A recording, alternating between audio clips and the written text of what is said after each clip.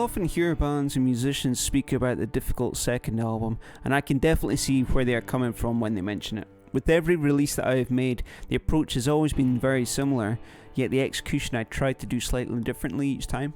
So the last two releases that I'd been part of, with Headlights at Midnight and Out of the Blue, involved me writing material, practicing with a band or a drummer, and then heading through to Unity Recording Studio to record them. So I began to try and think of ways that I could try things slightly differently this time and get further and further out of my comfort zone. I began to think maybe with this new batch of songs I could try the whole DIY approach. The thing about taking this route is that there's so much to learn in recording, and in no way am I saying that I'm an expert, not in the slightest. I had picked up a few things working alongside Joe at Unity that I was tempted to try my hand at it. Right from the start though, I knew that this album was never going to be perfect. I didn't want it to be, so that was never what I aimed for. I wanted to learn more about the process, and as far as I was concerned, if I could record a song myself, that would be a success to me. So it was early 2017 that Colin Myers, who's married to one of my cousins down in Edinburgh, was selling some of his old recording gear, so offered to sell it to me. So me and Amy D headed to Edinburgh to pick up the latest addition to my little home studio setup, a Fostex VF 16-channel mixer. I knew the whole process of making this album was going to be different, and the music that began to show itself was very different to previous efforts. Demoing these songs was much more straightforward than previous releases, as I could record the basic track to a metronome on the new unit and play with it until I had a demo that I was pretty happy with. And due to how easy and relaxed the last recording sessions went, I invited Jack Nicholson back to handle drumming duties on these new songs. Jack was more than happy to help, as his last band, Flying Batteries, had lots of experience in self-recording, so was more than happy to help and offer advice into how to get the ball rolling. One aspect he did strongly recommend, which in all honesty never crossed my mind: it's all very well and good recording guitars and vocals yourself, but a great drum sound is essential and shouldn't be overlooked. And this was one of the big first lessons I was to learn.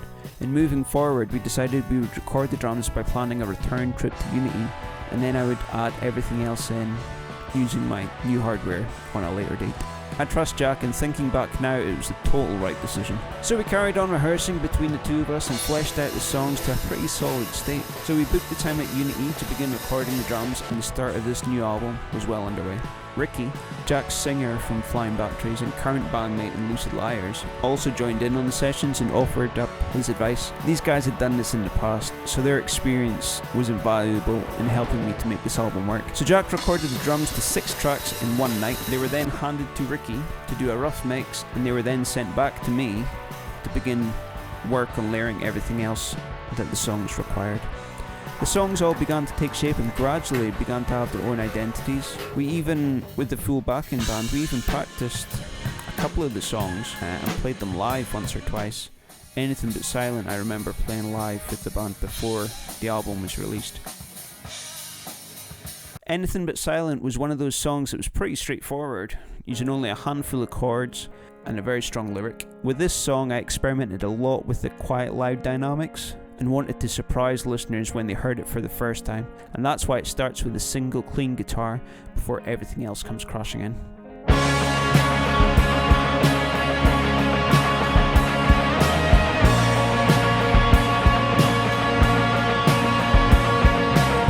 The lyrics are brutally honest in this song, and once the ideas began to flow, everything that was going on in my head at that time came out through the pen and onto the page. I am particularly proud of this song. Mixing the dynamics, experimenting with slide guitars, keyboards and harmonies. For me anyway, I think it's one of the strongest songs I've written up to that point. With playing gigs up to that point, I didn't think I had a really strong standout opening track. I was writing on my guitar in my little home studio, trying to come up with a big riff that would kick off this album or as an opening track. Eventually I came up with this idea that sounds pretty complicated, but is actually pretty straightforward, as it's all played on one string. Some of my favourite albums from some of my favourite bands have great opening tracks.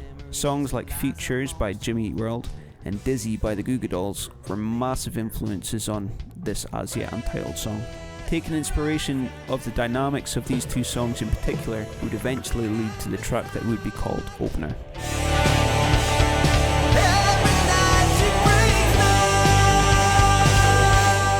bands that have influenced me I hold in high regard, and if you listen to both of these songs I've mentioned, you should be able to hear the influence that both of these songs had.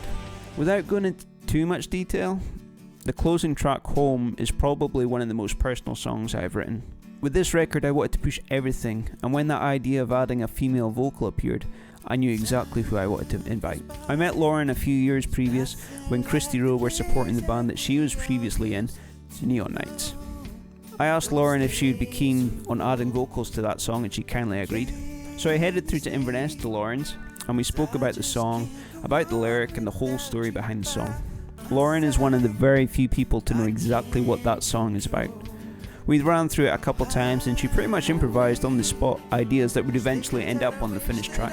This would also be the song that I experimented using MIDI strings for the first time, pretending I was like Beethoven or something. So MIDI is basically the computer trying to emulate an instrument. It's great if you don't have access to a particular instrument and want to experiment. The first single to be released was The Best in Everything. It's almost a tip of the hat to the kind of music that I used to listen to in my teenage years. Very punk orientated, full of palm muted guitars. The guitar solo was also a lot of fun to play and construct. My playing style can be quite messy at times, but with this solo I sat down and worked on the structure, knowing exactly what I wanted to play, and it gradually built up into the climax of the song. We filmed a music video for the track using the same DIY mentality that the whole album was based on. It was the first video to feature all members of my backing band playing along to the track in front of both black and white photography screens. It was filmed by both myself and Amy D, and although it was pretty stressful editing all the footage together, I did really enjoy it. I really enjoyed the way both aspects could go hand in hand, so the DIY song going hand in hand with the DIY video. The song surpassed all expectations I had for it, gaining worldwide radio airplay and charting in both the Scottish New Music charts and also charting in Australia. Anything But Silent was mixed by Ricky Allen Mackenzie and mastered by Alan Greer of The Sublist, and was finally released into the world on the 17th of April 2018. I hope to learn with this release and going through the recording process, and the results speak for themselves. I never set out to make a perfect album. It's far from it. It has its flaws, which has given me room to grow and moving forward. Listening back to it now, it sounds like someone trying to prove to themselves they can do something in a field that they have very little knowledge in. From a lyrical point of view, it's probably the album where my lyrics have been at their most honest. It's a pretty dark album, and there is no question about it. Learning to use the software properly, layering parts together was a lot of fun and was invaluable in moving forward. The mixer I was using didn't connect directly to my PC, so it meant I had to play along to the drums through headphones, recording onto the unit.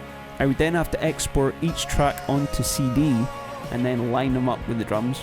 It was a very stressful and time-consuming way of doing things. I recorded the majority of the bass and guitars in the flat I was in, and recorded all the vocals in a cupboard at work. The album also allowed me to go on my first full-scale tour of Scotland, playing 19 dates all across the country at various venues and festivals. It was an incredible experience, and if it wasn't for this album, none of that would have been possible. Anything But Silent was always going to have rough edges, and I love it for that very reason. To paraphrase the title track, it's not perfect, but honest. I can't